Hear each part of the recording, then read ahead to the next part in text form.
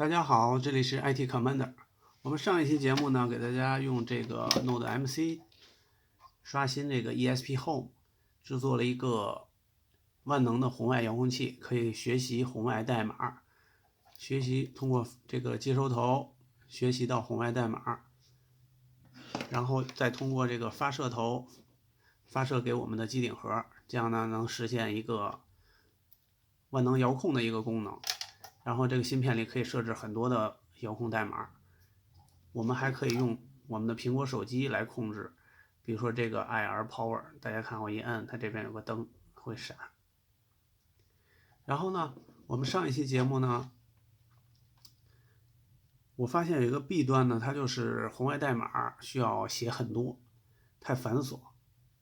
然后呢，这个抓取的过程呢，还有这个重新录码的过程，每次都需要给它重新烧录固件，比较繁琐。后来呢，我发现了另一个工具叫 OpenMQTT Gateway， 这个工具呢要比我们之前的 ESP Home 稍微方便一些，因为它是 MQTT 的形式。也就是说呢，我们遥控器对准这个接收头，按下按键的时候呢，它会以 MQTT 的形式把消息发送到我们 MQTT 的服务器上。MQTT 的服务器呢，已经集成到我们 Home Assistant 的镜像里了。然后呢，我们就可以去 MQTT 上面去看刚才抓到的代码是多少。然后呢，我们再配置 MQTT 发射，把刚才的代码呢配置到MQTT 的发射头这边，再发出去。这样呢就不用每一次更改或者是录新的遥控按键的时候都要重新刷写这个芯片了。我们只需要把固件一次性刷写进去，后面呢就是全在我们的网页 Home Assistant 里面来配置这个 MQTT 形式的红外代码了。然后呢，同时它也是支持那些主流格式的红外代码、红外编码格式，比如说 NEC 啊、LG 啊、Panasonic 啊等等，还有 RAW 格式也是支持的。我呢给大家演示一下哈，这是 MQTT 形式的，跟上回的不太一样。这个按钮呢是发送红外命令的。我们看一下啊，因为这两个红外和发射和接收挨得比较近，我们就可以看到，当我按下的时候，接收头会闪，证明我的红外发射头呢是发出去信号。然后我们再对准这个机顶盒试一下哈，光线比较亮，我们看的可能不是太清楚。大家看，这个红外机顶盒也是可以受控的。然后呢，这个开关的形式呢，在我们的 Home Assistant 里面是 MQTT 形式。那么捎带脚呢，我跟大家介绍一下什么是 MQTT。有些朋友已经知道了，有些朋友不知道。MQTT 呢，就是物联网应用的一个比较广泛的一个协议，就是消息队列传输协议。这个协议呢，在物联网上面应用的比较广泛。它是什么意思呢？就是你要有一个主题，然后我们去订阅。订阅的时候呢，有很多人可以去订阅，然后这个主题上发生的变化呢，所有的订阅者都会收到这个变化，并且呢去执行。也就是说，如果你这是一个开关的话，你其实按下开关的时候是给你的 MQTT 的主题发布一个 on 的命令，然后呢其他人都收到了。其他人是谁呢？就是你的插座，订阅同一个主题的插座。这样讲呢比较抽象，我就举个例子，比如说哈，大家订阅了我的频道，我的 YouTube 频道大家订阅之后呢，我发布新视频，所有人都能收到，就像这个原理差不多。但是呢，每个人呢又可以订阅很多个频道，不同的频道发送不同的内容出来，然后你都能收到。我呢，频道主也算一个订阅者，我可以给这个频道发布一些更新啊，或者发布一些视频，然后呢，我的订阅者可以收到这个订阅的消息，差不多就是类似一个订阅的机制。如果你还不明白呢，那你可以进群讨论一下，或者呢，你现在可以点击一下屏幕下方的订阅我的频道，后面呢可能会给你讲得更明白一些。好，那我们现在呢就开始操作，把这个 Node MCU 的固件刷成 Open MQTT Gateway。好，那我们现在呢回到我的网站，我的网站上发布了一篇文章，叫 Home Assistant 通过 Open MQTT Gateway 实现通过 MQTT 发送和接收红外指令。之前呢，我介绍了一个用 ESP Home 的形式来抓取和发送红外代码，但是呢，那种方法刚才我也介绍了，说每一次更新代码都要重新刷一遍固件，比较麻烦。于是呢，我就找到了一个叫 Open MQTT Gateway 的方法，来学习红外代码还有发送。它作为一个中间件呢，还是很好用的。这个固件呢，支持红外还有射频。我这一期节目呢，主要给大家介绍这个红外功能。首先呢，我们去这个项目的地址去下载固件。我们打开这个大神的 GitHub 项目主页，我们点击这个 Release 这边往下，我们要看最新版的哈。如果我们用 Node MCU 的话呢，我们看这个我们下载这个 Node MCU v2-ir firmware.bin， 我们把这个文件下载下来。我已经下载过了，不需要再下载了，我只是给大家演示一下。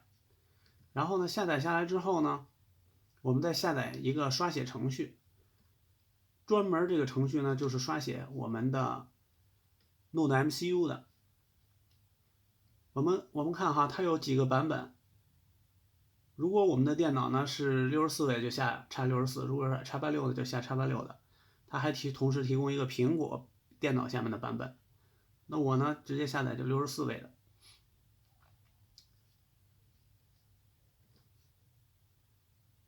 不好意思啊，大家，下载地址是这个，刚才上面只是一个病毒报告。我们点击这个 x64，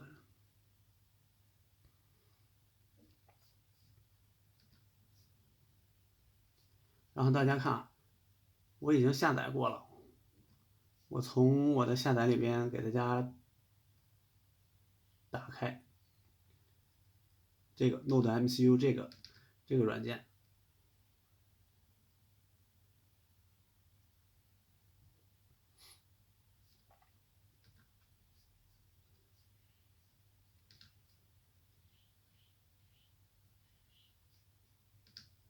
打开之后呢，我们看这个串口底下只有一个 COM3， 并不是我们的 Node MCU。然后我们现在呢需要把我们的 Node MCU 的这条 USB 线插到我们电脑的 USB 口。我们随便找一个 USB 口，把它插进去，然后电脑大家都听到噔噔一声，有一个 USB 设备识别出来。然后我们在软件的右边点击这个刷新的按钮，刷新完了下拉列表就看多了一个 COM6， 我们选择 COM6， 这个波特率呢保持115200就可以。底下的设置呢，这儿要改一下啊，说它的意思就是抹掉所有数据，我们不保留以前的数据。然后我们点击浏览，在下载里面找到我刚才下载的 Node MCU ir.bin 这个文件，我们点击打开，然后我们点击这个 Flash Node MCU 这个按钮，这样呢，我们的 Node MCU 就开始刷写了。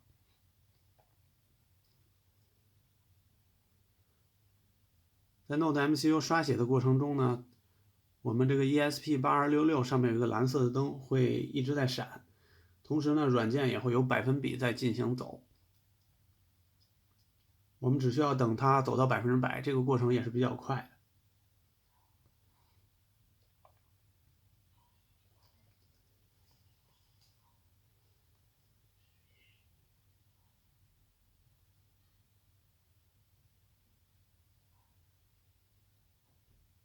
好，大家看哈，软件提示我们已经成功的刷写了固件，说我可以把它断电了，可以拔出来了。好，那我们现在不理这个软件了，我们进行下一步。下一步呢，就是我们的红外红外发射头和接收头的连线方法。这里边有一张官方的图片哈，它在这个发射头前面加了一个3极管作为放大。当然了，你可以不加，也可以加。不加的话呢，大概半米的，像我这种发射头的话是半米的距离也就没有了。如果你加上的呢，会好一些。然后我给大家简单总结了一句，简单总结就是发射头数据接D0，接收头数据接D4。那我们怎么看呢？我们上期节目讲过啊，这个用的是相同的芯片。我们下面这条红线是正极，这是发射头，然后呢，这条橙色的线是负极，中间这条是数据。这个数据呢，发射头我们是要接到D0的。我们看一下D0在这里，这是发射头，剩下2条呢是5伏的电源，5伏的正极接到这个 VU，5伏的负极接到这个 G。负极接的哪个 G 都可以，这个板子上有很多个 G， 我们记住了5伏接的这个 VU 上，这样呢，我们的发射头就接好了。然后再看我们的这个红外接收头，红外接收头大家看哈，这有个标注，这个负极呢是黄色的，然后这个 S 是数据，白色的，那中间这条绿色的呢就是正极。那么我们看一下啊，这个接收头可以接到3伏。不需要接到5伏，因为它的电压是工作在3到12伏，好像是，尽量不要超过它的额定电压，因为会烧掉。我们看一下啊，这条黄色的线是负极，我们接到了 G 上，这条黄色我们接到了 G 上，然后上面这个3伏是绿色的线。接收头我们刚才看到网站上说是接到D4上，数据在D4。这条白线呢，我们就接到D4。接线部分呢，这样就算完成了。然后我们再回到电脑这边呢，我们需要把这个 Node MCU 配一下网，因为呢，固件刷好了之后，这个小芯片还不知道你们家里的 WiFi 信号名字和密码是多少，还有 MQTT 服务器是多少，所以我们要给这个芯片做一个配网。怎么配呢？我现在给大家演示一下啊，这个芯片会发出一个 WiFi 信号，我们只需要连上这个 WiFi 信号，给它进行一个配置。好，大家看这个它的 WiFi 信号呢已经出来了，就是这个 Open MQTT Gateway， 然后我们点击连接。这个时候呢，它需要输入密码，它的密码呢是 your 下划线 password， 也就是英文翻译过来就是你的密码。我们点击下一步，然后 yes， 验证成功之后呢，它会弹出一个网页来，直接就到了一个配置配网的界面。我们点击这个 config WiFi， 然后进到这个屏幕呢，我们看它已经把周围的 WiFi 都给你列出来了。我们比如说我点这个 Smart Home。我把 Smart Home 的信号名和密码输进去之后，我们呢再输入一个我 MQTT 服务器地址。如果你是知道你 MQTT 服务器的地址呢，你就直接输进去就可以了。如果你不知道呢，你需要把 Home Assistant 的 MQTT 地址里面的地址都配进去。然后我们端口号呢，我看一下啊，我的 Home Assistant 就是这个地址1.168.88.114，然后呢，用户名没有，密码没有，然后剩下我们就保留原样子就可以了。我们点一下保存，这个时候我们的信号名和密码都保存进去了，我们的芯片会自动连上我们的网络。然后我现在把信号切换回我正常的网络，然后我们回到 Home Assistant， 我们点击开发者工具，然后我们先进配置，我们先点配置，点击集成，里边应该有一个 MQTT， 如果你没有的话呢，你就添加一个 MQTT 的集成。我给大家演示一下如何添加，我先把它删掉。我们点击右下角的加号，在集成里搜 MQTT， 找到之后呢，输入 127.0.0.1， 这个就是你的 Home Assistant 的本机地址。然后用户名密码留空，启用发现，打勾，我们点提交，然后就创建成功了。MQTT 创建成功之后呢，我们点击开发者工具，然后开发者工具里就会出现一个 MQTT。我们看这里面有 MQTT 的工具，我们回到我们的网站，然后全部配置完之后呢，我们向红外头发射命令，红外接收头就可以收到 MQTT， 应该就可以收到 JSON 格式的数据内容，就证明我们配置是成功的。